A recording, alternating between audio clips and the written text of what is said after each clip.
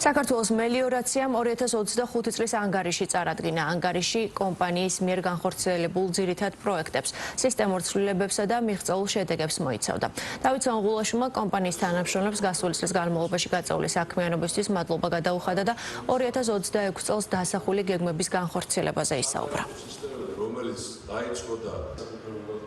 2026 წლის გეგმები ძალიან ამბიციურია, რადგან რამდენიმე თითქმის 100 მილიონამდე თანხმობის თანხის დახარჯვა განსაზღვრული მხოლოდ ქსელური საინვესტიციო გეგმებში. პირველ რიგში კომპანიისთვის განსაზღვრულია, რომ თავისი საოპერაციო თანხები სულად დაბაროს, ხოლო წლების განმავლობაში მოახდინოს იმ კაპიტალური დანახარჯების ნაწილი განსაზღვრაც, რაც ამ ეტაპზე კომპანიას გააჩნია. ხაზგასმით იყო აღნიშნული აზიის განვითარების ბანკის პროექტების მნიშვნელობა, დაგეგმილი რეფორმები, ჩატარებული რეფორმები და სტრატეგიული მიმართულებები.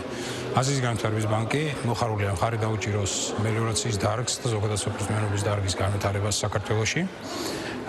აგრეთვე დაძლევს არსებული გამოწვევები და ხელი შეუწყოს შემდგომ განვითარებას.